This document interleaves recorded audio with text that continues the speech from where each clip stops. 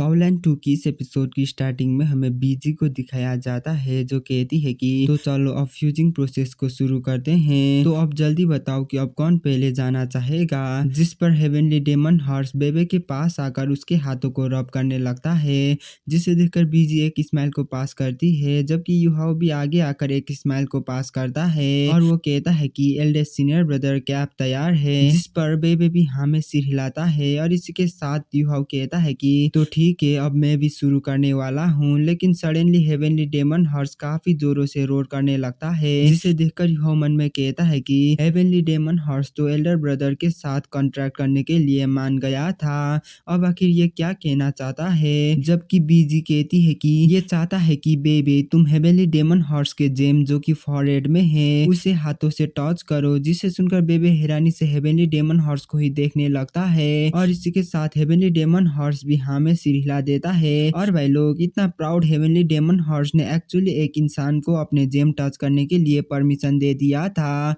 और इसका मतलब ये था कि ये बेबे को पूरी तरीके से ट्रस्ट करता है, इसीलिए अब ये तो नामुमकिन था कि इनकी फ्यूजन फेल हो। और इसी के साथ बेबे राइट हैंड को ऊपर उठाकर हेवनली डेमन हॉर्स की फॉरहेड में टच करता है और इसके कुछ मोमेंट के बाद बेबे को काफी powerful soul power fluctuation feel होता है और इसी के साथ उन दोनों की बॉडीज से गोल्डन लाइट की लेयर रिलीज होने लगता है। और अभी बेबे हेवनली डेमन हॉर्स की थॉट को भी रीड कर पा रहा था। इनकी जेम को फाइट में ही नहीं बल्कि इंटरेक्शन करने के लिए भी यूज करा जा सकता था और इन हेवनली डेमन हॉर्स जेम को ही यूज करते हुए हस्बैंड वाइफ बनाते थे। और भाई लोग इसी टाइम में बीजी इशारा करती है और इसी के साथ यह कुछ इनकंटेशन स्पेल को कास्ट करने लगता है और ऐसे ही सिर्फ पूरे प्रोसेस ही सक्सेस नहीं हुआ था बल्कि काफी स्मूथली भी गया था। और जब बेबे स्पिरिचुअल पावर को फ्लो करता है तो वो इमीडिएटली लेवल 70 की बोटल नेक को ब्रेक थ्रू करता है और ऐसे ही हेवनली डेमन हॉर्स की बॉडी बिना निशान छोड़े गायब होने लगती है। जबकि बीजी एक साइड में रुककर काफी ज्यादा ही खुश दिखाई दे रही थी क्योंकि ये काफी ज्यादा ही परफेक्ट फ्यूजन था और ये परफेक्ट फ्यूजन इसीलिए हुआ था क्योंकि ये दोनों ही एक दूसरे को काफी अच्छी तरीके से ट्रस्ट करते थे और ये दोनों कुछ ही टाइम में काफी ज्यादा ही क्लोज भी आ गए थे। वैसे तो अभी हेवनली डेमन हॉर्स की बॉडी ग्रेजुअली डिसअपेयर हुआ था लेकिन इसकी वजह से पूरे स्पिरिट ट्रांसमिशन हॉल भी गोल्डन कलर में ग्लो करने लगी थी। तो बेबे ने सिर्फ लेवल 70 पर ही ब्रेक थ्रू नहीं करा था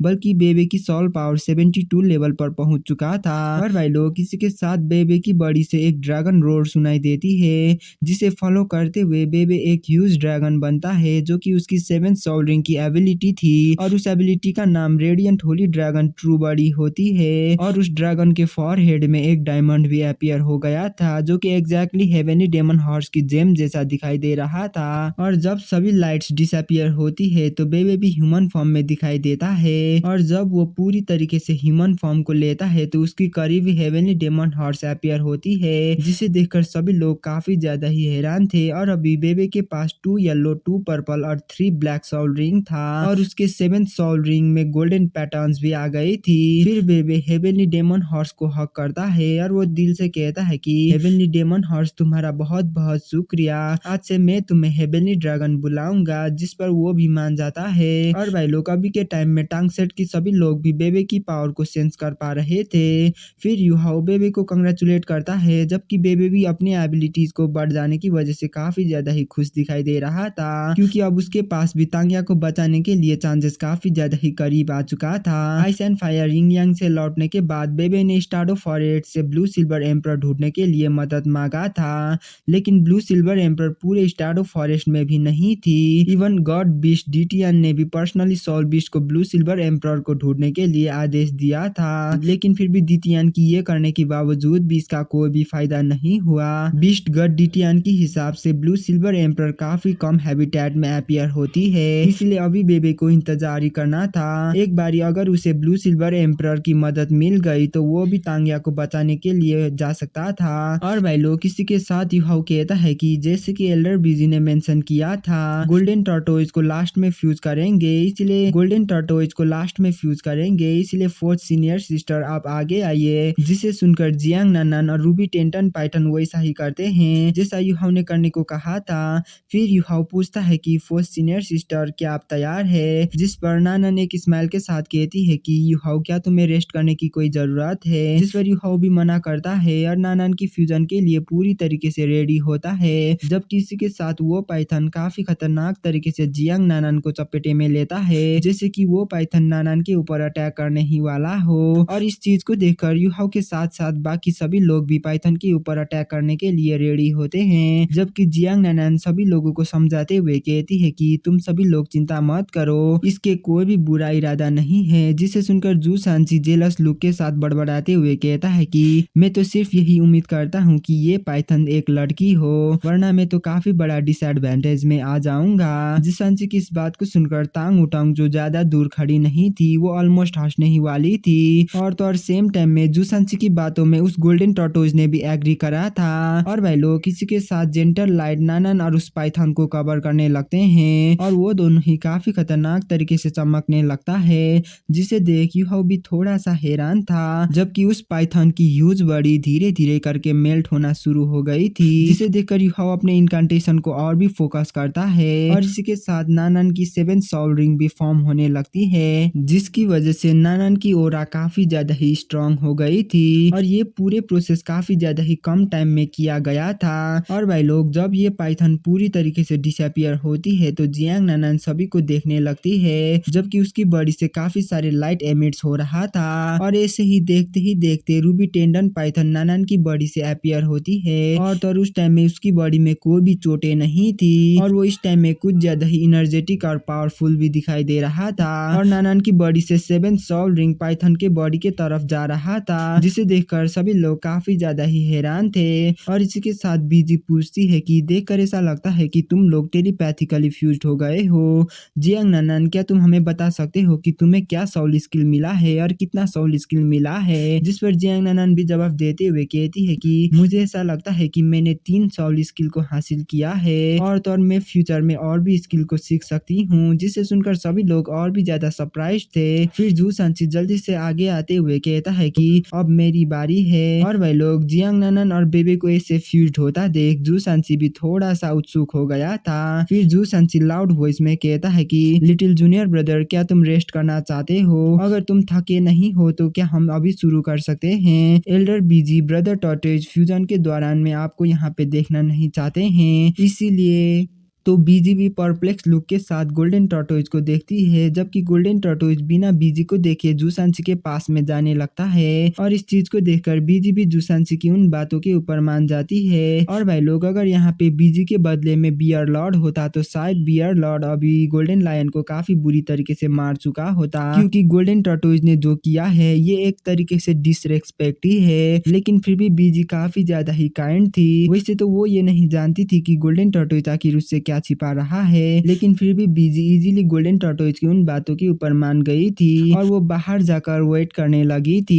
ये जानते हुए भी एक बारी गोल्डन टॉर्टोइज जू सांची के साथ फ्यूज्ड हो गया तो अब वो और ज्यादा सोल बेस्ड नहीं रहेगा और ना ही उसे ग्रेट स्टार्डो फॉरेस्ट ही कंट्रोल कर पाएगी। वैसे तो यूहाओ अभी थोड़ा सा कंफ्यूज था, लेकिन गोल्डन टॉर्टोइज ने खड़ा करने वाली परेशानी के लिए वो ज्यादा परेशान भी नहीं था, क्योंकि गोल्डन टॉर्टोइज की कल्टीवेशन सिर्फ 3000 साल का ही था। अगर वो इस टाइम में कुछ गलत करने की कोशिश भी करता है तो सफर भी वही करने वाला था। इस चीज से जू सांची को कोई भी प्रॉब्लम नहीं होने वाला था। ज्यादा से ज्यादा जू सांची को सिर्फ एक नई स्पिरिट से फ्यूज होना पड़ सकता था। इसीलिए यूहाओ कहता है कि third senior brother golden tortoise अब मैं शुरू करने वाला हूँ, इसलिए तुम दोनों भी तैयार हो जाओ। यूहाओ की इस बात को सुनकर वो दोनों भी तैयार होते हैं और भाई लोग इसी के साथ फ्यूजन प्रोसेस शुरू होती है। और ये प्रोसेस शुरू होने के साथ ही यूहाओ को ऐसा लगता है कि गोल्डन टॉर्टोइज जितना दिखता है उससे काफी गुना इंटेलिजेंट है और तो उसकी कल्टीवेशन भी मिनिमम भी 1 लाख साल की है, क्योंकि वो इतना कमजोर स्टेट में होने के बाद भी वो अपने डीप थॉट को छिपा पा रहा था।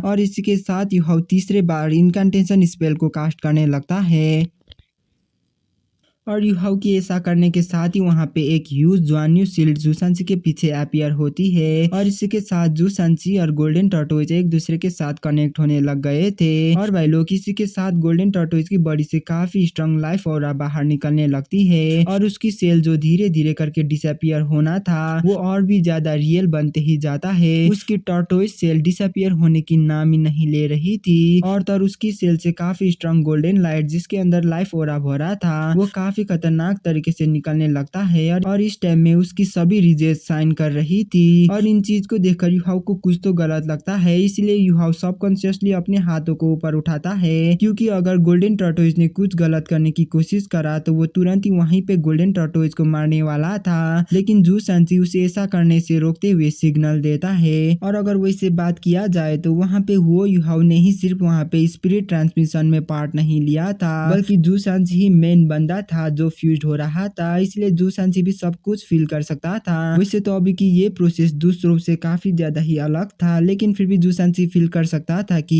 गोल्डन टॉर्टोइज उससे फ्यूज होना चाहता है। और ये पूरे प्रोसेस में वो ये क्लियरली फील कर पा रहा था कि उसकी ज्वान्यू शील्ड भी पावरफुल बनते ही जा रहा है और उसकी ब्लड लीनेज कंटिन्यूअसली ऊपर जा रहा है। और इसका मतलब ये है कि गोल्डन टॉर्टोइज की ब्लड लीनेज बिल्कुल ही जू शांसी से मैच करता है। और तो यही चीज सभी सोल मास्टर भी चाहते हैं। और भाई लोग, किसी के साथ हमें गोल्डन टॉर्टोइज को दिखाया जाता है जिसकी आंखें युहाओ की तरफ जाती है, लेकिन वो तुरंत ही अपनी आंखें को बंद करता है, क्योंकि युहाओ को देखने के साथ ही उसकी आंखें में काफी ज्यादा ही दर्द होने लगा था और अभी वहाँ की लाइफ और अभी काफी ज्यादा ही स्ट्रांग हो गया था। और इसी के साथ हमें सडनली हमें बज साउंड सुनाई देती है और इसी के साथ पूरे स्पिरिट ट्रांसमिशन हॉल भी कांपने लगता है, जबकि युहाओ की आई ऑफ डेस्टिनी अपने आप ही एक्टिवेट होता है और जेड ग्रीन कलर की लाइट युहाओ की आई ऑफ डेस्टिनी से गोल्डन टॉर्टोइज की तरफ चले जाता है। और इसी के साथ स्ट्रांग लाइफ ऑरा युहाओ की कार्विंग ब्लेड लाइफ गोड की तरफ जाती है जो जेड ग्रीन कलर में चमक रहा था। और ये चीज युहाओ ने भी कभी नहीं सोचा था कि युहाओ की लाइफ गोल्ड यानी कार्विंग डैगर लाइफ एनर्जी को एब्जॉर्ब करने के लिए अपने आप ही बाहर आएगा।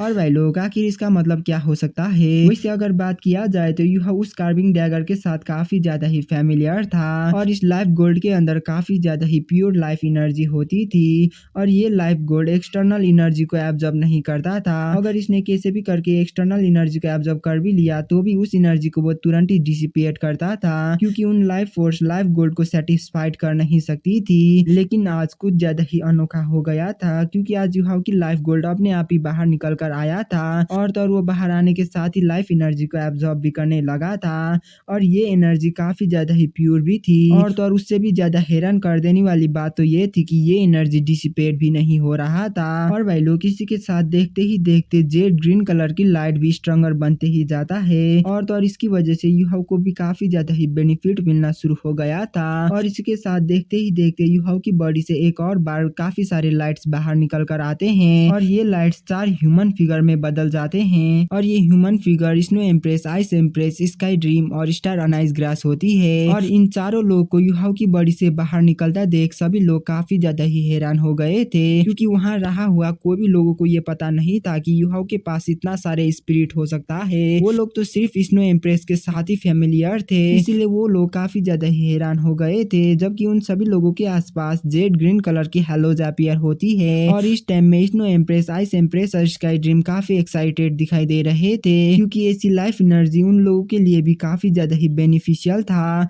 अगर लॉजिकली कहूँ तो स्पिरिट कभी भी सोल मास्टर को छोड़ नहीं सकते हैं, लेकिन वो लोग सोल मास्टर से सर्टेन डिस्टेंस दूर जा सकते हैं। इसलिए भला कौन ही स्पिरिट ऐसी अपॉर्चुनिटीज को छोड़ना नहीं चाहते थे। और अभी जू शांसी की फ्यूजन भी स्मूथली जा रहा था। उसकी ज्वान्यू shield already bright gold colour में चमकने लगा था, जबकि गोल्डन टॉर्टोइज और भी ज्यादा एक्सपेंड होते ही जा रहा था। और इस चीज को देखकर अब युहाओ भी कह सकता था कि ये गोल्डन टॉर्टोइज अपने रियल साइज से काफी बड़ा हो चुका है। वैसे तो ये टॉर्टोइज जितना छोटा दिखता था वो असल में उतना छोटा भी नहीं है। और तो 20,000 या 30,000 साल की टॉर्टोइज को भी इतना बड़ा साइज में एक्सपेंड करना लगभग नामुमकिन था। इसका मतलब तो यही था कि गोल्डन टॉर्टोइज सच में काफी बड़ा प्रॉब्लम से होकर गुजर रहा था और ये प्रॉब्लम तो ऑब्वियस है। और भाई लोग, अगर मैं सच बताऊं तो ये गोल्डन टॉर्टोइज स्टार्डो फॉरेस्ट की सोल बीस्ट को भी काफी आसानी के साथ में रोक सकता है। नहीं तो ये कभी भी अपने साइज को रिस्ट्रेन करके नहीं रखता और न ही ये अपने रियल साइज को कभी भी किसी से छिपाता। सिर्फ एक ही चीज इस टॉर्टोइज के बारे में सच है कि ये काफी ज्यादा ही कमजोरी हालात में है और अभी के जो लाइफ एनर्जी गोल्डन टॉर्टोइज से बाहर निकल रहा था वो इसके खुद के नहीं है। ये लाइफ एनर्जी इससे बिलोंग नहीं करता है। बस बात तो सिर्फ इतना ही है कि ये लाइफ एनर्जी को कंट्रोल कर नहीं पाया था, इसीलिए जू शांसी से फ्यूज होने के बाद उसने सारी लाइफ एनर्जी को बाहर निकाल दिया और इसकी वजह से सिर्फ युहाओ ही नहीं बल्कि सभी लोगों को काफी ज्यादा ही बेनिफिट मिला था, जितना भी लोग वहाँ पे खड़े थे। और इसी के साथ गोल्डन टॉर्टोइज अपने सिर को ऊपर उठाता है और वो जू शांसी को कहता है कि अगर तुम इस कॉन्ट्रैक्ट के खिलाफ गए गए और तुमने मेरे लिए एक काफी खूबसूरत सी फीमेल टॉर्टोइज स्पिरिट नहीं बनाया तो मैं तुमसे लड़ूंगा। जिस पर जूसांशी भी कहता है कि तुम चिंता मत करो, मैं अपने वादा को रखने वाला इंसान हूँ। लेकिन अभी यहाँ पे क्या चल रहा है, क्या तुम मुझे बता सकते हो? और भाई लोग, अगर नॉर्मली कहूँ तो स्पिरिट फ्यूजन प्रोसेस कंप्लीट होने ही वाला था, लेकिन वहाँ पे ऐसी कोई भी साइन दिखाई नहीं दे रहा था कि गोल्डन टॉर्टोइज की बॉडी डिसअपियर होने वाली हो। अभी स्पिरिट फ्यूजन खत्म होने ही वाला था, लेकिन उसकी बॉडी अभी तक डिसअपियर नहीं हुई थी। फिर गोल्डन टॉर्टोइज हंसते हुए कहता है कि मैं पहले काफी ज्यादा ही लालची हो गया था, नहीं तो भला मैं क्यों इंसानों से फ्यूज होने की परेशानी लेता। गोल्डन टॉर्टोइज की इस बात को सुनकर स्काई ड्रीम, जो यूहाओ के पीछे हैंडसम फिगर बनकर खड़ा था, वो सडनली गोल्डन टॉर्टोइज को कहता है कि मुझे ऐसा लगता है कि मैं तुम्हारी ऑरा के साथ फैमिलियर हूँ। जिस पर गोल्डन टॉर्टोइज जवाब देते हुए कहता है कि फैमिलियर, आखिर तुम कौन हो? आखिर मैं तुम्हारी ऑरा से कुछ चीजें को क्यों सेंस कर पा रहा हूँ। जिसे सुनकर स्काई ड्रीम अपने बॉडी से गोल्ड रिंग्स को बाहर निकलता है और उसके पास ऐसी रिंग्स टोटल में 10 थी। और इन रिंग्स को बाहर निकलता देख गोल्डन टॉर्टोइज हैरानी से कहता है कि क्या ये सच में तुम हो? तुम वही आइस वॉर्म हो ना? हे भगवान, आखिर मुझे ये क्या देखना पड़ रहा है? आखिर तुमने इंसानों के साथ भला क्यों फ्यूज कर लिया? ये काफी ज्यादा ही अनबिलीवेबल है। जिसे सुनकर स्काई ड्रीम गुस्से में कहता है कि बेवकूफ, पहले तुमने भी मेरी लाइफ एनर्जी को एब्जॉर्ब करा था ना। जिस पर गोल्डन टॉर्टोइज ऑकवर्डली हंसते हुए कहता है कि हाँ, ये बिल्कुल सच है, मैंने तुम्हारी कुछ पावर को छिप कर एब्जॉर्ब करा था, लेकिन मैंने तुम्हारे साथ कुछ भी गलत नहीं करा था। लेकिन क्या तुम्हें पता है, तुम्हारी एनर्जी को एब्जॉर्ब करने के बाद मुझे कितना ज्यादा सफर करना पड़ा है। अगर मैंने पहले तुम्हारी लाइफ एनर्जी को एब्जॉर्ब नहीं किया होता तो आज मुझे ऐसा कोई भी इंसानों के साथ स्पिरिट बनना नहीं पड़ता और न ही मैं आज की इस हालात में ही होता। गोल्डन टॉर्टोइज और स्काई ड्रीम की इस बात को सुनकर वो यूहाओ काफी ज्यादा ही कंफ्यूज में दिखाई दे रहा था। इसीलिए वो गोल्डन टॉर्टोइज को पूछता है कि आखिर ये क्या चल रहा है, क्या तुम स्काई ड्रीम ब्रदर को पहले से ही जानते हो? जिस पर स्काई ड्रीम जवाब देते हुए कहता है कि यूहाओ, क्या तुम्हें याद है मैंने तुम्हें पहले क्या बताया था? मेरी लाइफ एनर्जी और सोल पावर को काफी स्ट्रॉन्गेस्ट सोल बीस्ट ने एब्जॉर्ब करा था जब मैं ग्रेट स्टार्डो फॉरेस्ट में आया था। उन पावरफुल सोल बीस्ट की वजह से मेरे पास सिर्फ प्योर स्पिरिचुअल पावर ही बची थी और तभी मैं तुमसे पहली बार भी मिला था और पक्का से ही यही वो हो सकता है जिसने मेरी लाइफ एनर्जी को एब्जॉर्ब करा था। और अभी ये जो गोल्डन टॉर्टोइज एनर्जी को रिलीज कर रहा है, मैं इसमें मेरी ऑरा को भी फील कर सकता हूँ, इसीलिए ही मुझे ये काफी ज्यादा ही फैमिलियर लगा था। और भाई लोग, जैसे कि अब यूहाओ की एबिलिटीज स्ट्रॉन्गर पे स्ट्रॉन्गर होते ही जा रहा था, अब उसे और ज्यादा स्काई ड्रीम के बारे में छिपाने की कोई भी जरूरत नहीं थी। अगर 20 गॉड डिटियन को भी स्काई ड्रीम के बारे में पता चलता है कि स्काई ड्रीम यूहाओ के बॉडी के अंदर में ही है, तो भी वो यूहाओ से भिड़ने की हिम्मत नहीं कर सकता था, क्योंकि अब यूहाओ कुछ ज्यादा ही खास था। यूहाओ अब पूरे ग्रेट स्टार्डो फॉरेस्ट के लिए काफी ज्यादा ही खास था, क्योंकि वो डेस्टिनी को कंट्रोल कर सकता था। उससे भी बढ़कर अभी यहाँ पे जो लोग भी खड़े थे वो सभी लोग यूहाओ का काफी ज्यादा ही क्लोज फ्रेंड थे। और अभी की यूहाओ की स्पिरिचुअल पावर को देखकर इवन बीजीबी यूहाओ और बाकी लोग यहाँ पे क्या कर रहे हैं वो देख नहीं सकती थी। जबकि इस तरफ गोल्डन टॉर्टोइज की आवाज डिप्रेस लग रहा था और वो कह रहा था कि वैसे भी अब मुझे इससे कुछ भी फर्क नहीं पड़ता है, वैसे भी अब मुझे इससे कुछ भी फर्क नहीं पड़ता है। मैंने सिर्फ तुम्हारी लाइफ एनर्जी को एब्जॉर्ब करा था, लेकिन फिर भी इसकी वजह से मुझे ऐसा होना पड़ रहा है। मैंने जो किया था वो गलत था, इसलिए मुझे इसकी सजा भोगना पड़ रहा है। अगर मुझे पहले से ही पता होता कि अगर ऐसा करने से मेरी हालत ऐसी हो जाएगी तो मैं कभी भी ऐसा नहीं करता। मैं कभी भी लालच करके तुम्हारी लाइफ एनर्जी को एब्जॉर्ब करने की हिम्मत नहीं करता।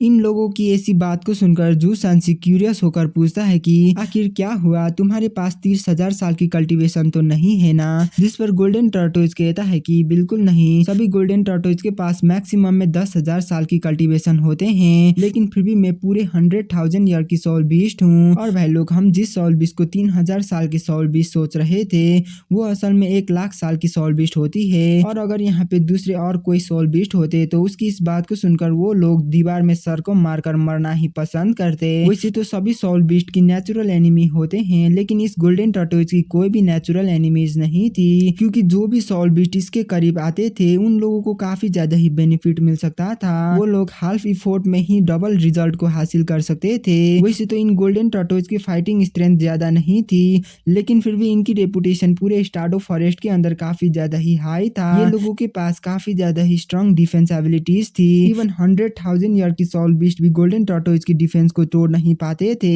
और भाई लोग इसी के साथ जू सैनसी पूछता है कि अगर तुम सॉल बीस्ट किंग हो तो तुम इस हालात में क्यों हो, जिस पर गोल्डन टॉर्टोइज कहता है कि शुरुआत में मैंने आइस वॉर्म स्काई ड्रीम की लाइफ एनर्जी को अंडरग्राउंड से एब्जॉर्ब करा था और मेरी एबिलिटीज की वजह से मैंने उस टाइम में मेरी ऑरा को काफी अच्छी तरीके से छिपा लिया था। और उस टाइम में बिस्गट डीटीएन ने भी इस चीज को ढूंढ नहीं पाया था कि मैंने भी सीक्रेटली स्काई ड्रीम की लाइफ एनर्जी को एब्जॉर्ब करा है। उससे भी बढ़कर वहाँ पे काफी सारे 100,000 ईयर की सोल बीस्ट थे और वैसे तो मैं भी एक 100,000 ईयर की सोल बीस्ट था। अगर उस टाइम में मुझे ये डर नहीं होता कि दितियान मुझे ढूंढ लेगा तो मैं उस टाइम में सभी के सामने जाकर स्काई ड्रीम की लाइफ एनर्जी को एब्जॉर्ब कर ही लेता, लेकिन मैं दितियान से काफी ज्यादा ही डरता था, इसलिए मैंने अंडरग्राउंड से होकर स्काई ड्रीम की सारी लाइफ एनर्जी को एब्जॉर्ब कर लिया था और तो और मैं दितियान को पता चले बिना भी वहाँ से भाग आया था। इतना सारे लाइफ एनर्जी को एब्जॉर्ब करने के बाद मैं काफी ज्यादा ही खुश था कि अब मैं 200,000 ईयर में भी ब्रेक थ्रू कर लूंगा। स्पेशली कोई गोल्डन टॉर्टोइज रेडी ही 20,000 कल्टीवेशन को ब्रेक थ्रू कर सकते हैं और अगर हमने इंसानों में रिबॉर्न करने की कोशिश करा तो दूसरी सोल बीस्ट हमारे लिए प्रॉब्लम बन सकते थे, इसीलिए हम तब तक वेट करते थे जब तक हमारी मौत करीब ना हो। और अगर उस टाइम में मैं 200,000 ईयर में ब्रेक थ्रू कर लेता तो सभी के सामने मैं हीरो बन सकता था, इसलिए उस टाइम में मुझ में कुछ ज्यादा ही कॉन्फिडेंट आ गया था। और हाँ, जैसे कि मैं एक वाटर और अर्थ टाइप सोल बीस्ट हूँ, इसीलिए मैं काफी आसानी के साथ में अंडरग्राउंड से यहाँ वहाँ जा सकता था, इसीलिए मैं उस टाइम में कुछ ज्यादा ही लालची बन गया था। जो डीटीएन रहने वाले जगह जिसका नाम लेक ऑफ लाइफ है उसके अंदर चले जाने की हिम्मत किया था, क्योंकि मुझे ये पता था कि लेक ऑफ लाइफ एक सीक्रेट एग्जिस्टेंस है और एंशिएंट टाइम से ही डीटीएन वहीं पे रहते आया है, इसलिए मैं ऑलमोस्ट कंफर्म कर सकता हूँ कि डीटीएन 8 लाख साल में वाटर ऑफ लाइफ की वजह से ही ब्रेक थ्रू कर पाया है। और अगर मैं पास्ट की बात करूँ तो डीटीएन उस टाइम में लेक ऑफ लाइफ में नहीं था, क्योंकि वो स्काई ड्रीम को पकड़ने के लिए गया था, इसलिए मैं भी मौका को ढूंढकर छिपते छिपाते अंडरग्राउंड होकर लेक ऑफ लाइफ में चले गया था, क्योंकि उस टाइम में मुझे ऐसा लगा था कि अगर मैंने लेक ऑफ लाइफ की सीक्रेट को पता कर लिया तो मैं भी डीटीएन के जितना ही ताकतवर बन सकता हूँ और इवेंचुअली सभी टर्टोइज को साथ में लेकर पूरे ग्रेट स्टार्डो फॉरेस्ट के अंदर राज कर सकता हूँ। जब वो लोग गोल्डन टर्टोइज की ये बात सुनते हैं कि गोल्डन टर्टोइज पूरे स्टार्डो फॉरेस्ट के अंदर राज करना चाहता था, उन सभी लोगों के एक्सप्रेशन काफी ज्यादा ही हैरानगी में बदल जाती है, क्योंकि ये सच है कि गोल्डन टर्टोइज काफी ज्यादा ही अजीबोगरीब बात कर रहे थे। जो सोल बीस्ट के पास फाइटिंग करने की कोई भी एबिलिटीज नहीं है, वो इतना बड़ा बड़ा सपना देख रहा था और तो वो पूरे ग्रेट स्टार्डो फॉरेस्ट के ऊपर राज करने की सपने भी देख रहा था। और भाई लोग इसी के साथ सभी लोगों की एक्सप्रेशन काफी ज्यादा ही अजीब हो जाता है, क्योंकि गोल्डन टर्टोइज काफी ज्यादा ही अजीबोगरीब बात कर रहा था। एक कछुए जो लड़ भी नहीं सकता था, वो इतना बड़े बड़े सपने देख रहा था कि वो पूरे स्टार्डो फॉरेस्ट के ऊपर राज करेगा। पक्का से ही ये गोल्डन टर्टोइज उस टाइम में बखला गया होगा, इसलिए ही तो उसे इतना बड़ा परेशानी झेलना पड़ रहा था। और भाई लोग सभी लोगों के इतना हैरानी से भरा हुआ चेहरा को देखकर गोल्डन टर्टोइज भी समझ जाता है, इसीलिए वो अपने बातों को कंटिन्यू करते हुए कहता है कि वाटर ऑफ लाइफ के अंदर जाने के बाद मैं काफी ज्यादा ही केयरफुल था, क्योंकि ये डीटीएन की आराम करने की जगह थी, लेकिन फिर भी उस टाइम में मैं इतना तो कॉन्फिडेंट था कि अगर डीटीएन ने मुझे पकड़ भी लिया तो भी वो मुझे जान से मारने की हिम्मत नहीं करेगा, क्योंकि मेरी एबिलिटीज काफी ज्यादा ही खास थी। मैं किसी की भी कैलेमिटीज को दूर कर सकता था। पूरे स्टार्डो फॉरेस्ट में 3 आई गोल्डन लायन के अलावा कोई भी मुझसे कंपेयर कर नहीं सकता था। अगर कोई मुझसे कंपेयर करने की लायक था तो वो 3 आई गोल्डन लायन ही थी, क्योंकि मेरी सर्वाइवल पूरे फॉरेस्ट के लिए काफी ज्यादा ही बेनिफिशियल साबित हो सकता था। और रिजल्ट के तौर में मैंने वाटर ऑफ लाइफ की सीक्रेट को ढूंढ ही लिया और जितना मैं उस वाटर ऑफ लाइफ में तैरता था मैं उतना ही उस कोर के अंदर जाता था। और उस टाइम में मैंने ये डिस्कवर करा था कि वाटर ऑफ लाइफ के अंदर लाइफ एनर्जी काफी ज्यादा ही पावरफुल है। वैसे तो मैंने वहाँ पे स्काई ड्रीम की जैसे वहाँ की लाइफ एनर्जी को एब्जॉर्ब कर नहीं पाया था, लेकिन फिर भी इसकी वजह से मेरी बड़ी नरिश हो गई थी और डीटीएन ने भी इसीलिए इतना हजारों साल में ब्रेक थ्रू कर पाया था, क्योंकि उसे भी ये वाटर ऑफ लाइफ नरिश कर रहा था। और तो डीटीएन काफी ज्यादा ही पावरफुल होने की वजह से कोई भी लोग उसकी जगह में आने की हिम्मत भी नहीं करते थे। मैंने उस टाइम में ये गेस करा था कि वाटर ऑफ लाइफ के पास पक्का से ही काफी ज्यादा ही लाइफ एनर्जी है और उतना सारे लाइफ एनर्जी पक्का से ही किसी ट्रेजर से ओरिजिनेट हुआ है, इसलिए मैं वहां से उस ट्रेजर को ढूंढने के लिए चले गया और फाइनली मैंने उसकी कोर को भी ढूंढ लिया था और वही वाटर ऑफ लाइफ की सोर्स भी थी। और उस कोर के आसपास जेड ग्रीन कलर की रिंग जैसे दिखने वाली मेटल था, जो कि काफी ज्यादा ही वेट था। इसका अंदर काफी सारे प्योर लाइफ एनर्जी था, इसलिए मुझे ये पता चल गया था कि मैंने सही जगह को ही ढूंढा है। इसलिए मैंने उस मेटल के साथ ही लेक ऑफ लाइफ से बाहर जाने की सोच बना लिया था। वैसे तो गोल्डन टर्टोइज फाइटिंग करने में अच्छी नहीं होती है, लेकिन हमारी बाइट्स पूरे स्टार्डो फॉरेस्ट में से सबसे ज्यादा स्ट्रॉन्गेस्ट है, इसलिए मैंने भी उस मेटल को बाइट करा। लेकिन उस टाइम में दितियन काफी ज्यादा ही स्ट्रांग था, इसलिए उसने इमीडिएटली इस चीज को सेंस कर ही लिया। जब मेरी बाइट की वजह से वो मेटल डैमेज हुआ था, तो उसी टाइम में काफी टेरिफाइंग सप्रेशन मेरे ऊपर आ गई थी, जिसकी वजह से मैं काफी ज्यादा ही घबरा गया था, क्योंकि डिटियन उस टाइम में काफी ज्यादा ही गुस्से में दिखाई दे रहा था। और तो और उस टाइम में मैं कुछ ज्यादा ही घबरा भी गया था, क्योंकि उस टाइम में डिटियन इतना ज्यादा गुस्से में दिखाई दे रहा था कि जैसे कि वो मुझे अभी मारने ही वाला है। इसलिए मैंने अपनी पूरी कोशिश करी और वहां से उस रिंग की 1/5 पार्ट अपने साथ ले ली, और जितना हो सके उतना ज्यादा वाटर ऑफ लाइफ के सबसे ज्यादा निचले हिस्से में जाने की कोशिश करी। और वहां से काफी ज्यादा ही नीचे आने के बाद भी मैं नहीं रुका, मैं वहां से छेद बनाते हुए काफी नीचे आते गया। लेकिन फिर भी जल्दी ही मुझे एहसास हुआ कि मैं जो कर रहा था इससे कुछ भी नहीं होने वाला है, क्योंकि जो मेटल की पीस को मैंने चुराया था इसके अंदर काफी सारे लाइफ एनर्जी थी। मैं अपनी ओरा को तो अच्छी तरीके से छिपा सकता था, लेकिन मैं उस मेटल की ओरा को छिपा नहीं पाया, और अगर ऐसा ही चलता गया तो मैं डेफिनेटली एक्सपोज हो सकता था। इसलिए मैंने उस मेटल को निगलने की सोच बना लिया था। वैसे भी वो मेटल मेरे लिए काफी ज्यादा ही अच्छा साबित हो सकता था, क्योंकि उसमें काफी ज्यादा ही प्योर लाइफ एनर्जी थी। गोल्डन टर्टोइज की इस बात को सुनकर यूहाओ चिल्लाते हुए कहता है कि क्या क्या तुमने ऐसे ही लाइफ गोल्ड को निगल लिया? अब हैरानगी नहीं होती है कि तुम्हारी लाइफ एनर्जी इतना ज्यादा क्यों है, और तो आखिरकार क्यों तुम्हारी लाइफ एनर्जी तुमसे ही बिलोंग नहीं करता है। अब यूहाओ भी रफली गेस कर पा रहा था कि अब क्या चल रहा है, क्योंकि वो भी पहले वाटर ऑफ लाइफ में गया था। लेकिन यूहाओ गोल्डन टर्टोइज की जैसे बहादुर नहीं था, वो उतना बहादुर नहीं था कि वो वाटर ऑफ लाइफ की कोर में जाने की हिम्मत कर सके। सिर्फ गोल्डन टर्टोइज सफल ही नहीं हुआ था, लेकिन उसने उस मेटल की पीस को खाने के लिए मैनेज भी कर दिया था। लेकिन अभी की उसकी करेंट कंडीशन को देखकर ऐसा लगता है कि लाइफ गोल्ड को खाने के बाद भी इसे ज्यादा बेनिफिट नहीं हुई है। फिर गोल्डन टर्टोइज डिप्रेस होकर कहता है कि उस लाइफ गोल्ड को खाने के बाद मुझे पता चला था कि उसके अंदर सच में काफी ज्यादा ही लाइफ एनर्जी है, और जब दितियन वहाँ पे लौटा था तो उसने मुझे ढूंढ नहीं पाया था। इसलिए मैं उस टाइम में काफी खुश हो गया था कि मैंने डिटियन की जगह को बिना डिटियन को पता चले लूट लिया। हाउएवर मैं अपने हैबिटेट में लौटने के बाद मुझे अपने बॉडी में कुछ ज्यादा ही गलत लगने लगा। शुरुआत में तो वो मेटल काफी प्योर एनर्जी को मेरे बॉडी के अंदर रिलीज कर रहा था, लेकिन बाद में जाकर वो मेटल मेरे ही लाइफ एनर्जी को एब्जॉर्ब करने लग गया। वैसे तो गोल्डन टर्टल्स के पास ऑर्डिनरी सोल बीस्ट के तुलना में काफी ज्यादा ही लाइफ एनर्जी होते हैं, लेकिन उन गोल्डन टर्टल्स में से भी मैं सबसे ज्यादा स्पेशल था, क्योंकि मेरे पास पूरे 100,000 ईयर की कल्टीवेशन थी। इसलिए मुझे इसके ऊपर ज्यादा डर नहीं था कि ये मेटल का टुकड़ा मेरा कितना ही लाइफ एनर्जी को एब्जॉर्ब कर पाएगा। लेकिन ये मेटल की टुकड़ा तो सोच से भी काफी ज्यादा ही अलग निकला। ये मेटल मेरी लाइफ एनर्जी को हर दिन एब्जॉर्ब करने लगा था, इसलिए मैंने इस मेटल की टुकड़े को अपने बॉडी से बाहर निकालने की कोशिश करी, लेकिन ये मेटल की टुकड़े तो मेरे ही बॉडी से फ्यूज हो चुका था। इसलिए मैं इसे बाहर निकालने के लिए कुछ भी कर नहीं सका। मैंने जितना भी कोशिश करा मैं इसे निकाल नहीं पाया। मैं सिर्फ हर दिन हेल्पलेस तरीके से ये मेटल मेरी लाइफ एनर्जी को एब्जॉर्ब करते हुए देख सकता था।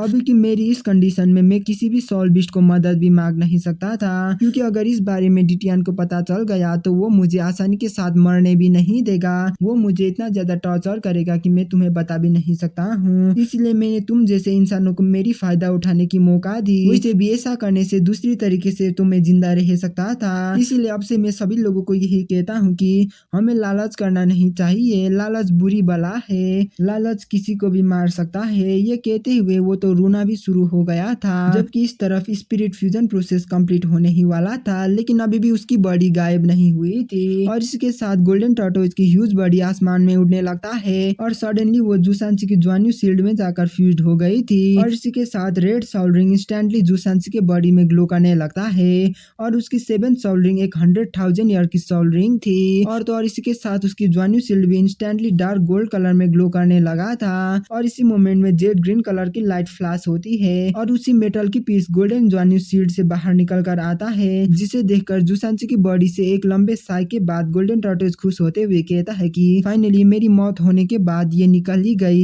ये टेरिफाइंग फेलो ने मुझे हजारों सालों के लिए परेशान करके रखा था। जिसे भी ये मेटल के टुकड़े चाहिए वो जल्दी से इसे रखो। अगर एम्परर स्वान बीजी ने इस चीज को देख लिया तो वो तुम सभी लोगों के साथ साथ मुझे ऐसे ही जाने नहीं देगा। वैसे भी मैं इसी मेटल के टुकड़े के वजह से बीजी के सामने स्पिरिट फ्यूजन करना नहीं चाहता था। और भाई लोग गोल्डन टॉर्टोइज की ये कहने के साथ ही हमारी ये वाला एपिसोड यहीं पे खत्म होता है। मिलता है अगले वीडियो में, तब तक के लिए